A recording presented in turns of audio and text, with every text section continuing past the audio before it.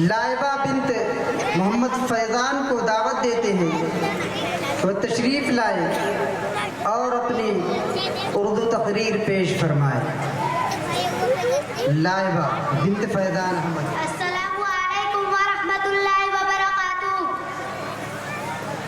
الحمد للہ وحدہ الذی نصر عبدہ والصلاة والسلام علی من لا نبی بعدہ، اما بعد فاعوذ باللہ من الشیطان الرجیم، بسم اللہ الرحمن الرحیم۔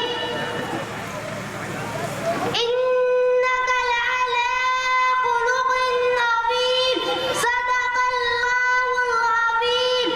پستی سے بلندی کی طرف پرواز کرتی ہوں، پستی سے بلندی کی طرف پرواز کرتی ہوں، خدا کے نام سے تقریر کا آغاز کرتی ہوں۔ جناب صدر، محترم اساتذہ کرام، السلام علیکم ورحمۃ اللہ وبرکاتہ۔ آج جس موضوع پر مجھے لب کشائی کرنے کا موقع ملا ہے وہ ہے سیرت النبی صلی اللہ علیہ وسلم، صدر علی وقار۔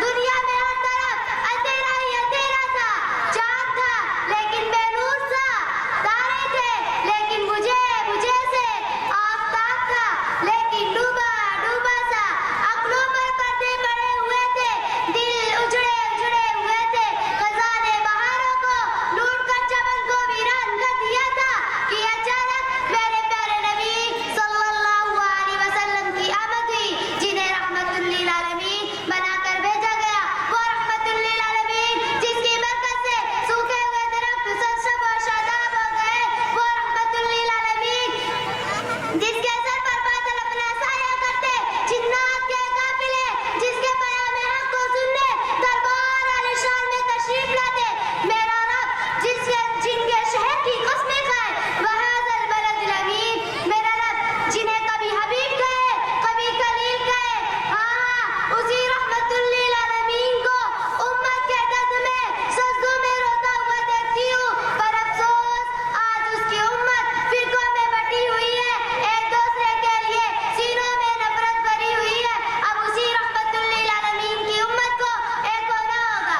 اب اس شعر کے ساتھ میں اپنی تقریر ختم کرتی ہوں۔ جس طرح لب سے لب ملتے ہیں نام محمد کے سبب، جس طرح لب سے لب ملتے ہیں نام محمد کے سبب، کاش ہم سب مل جاتے اسی نام محمد کے سبب۔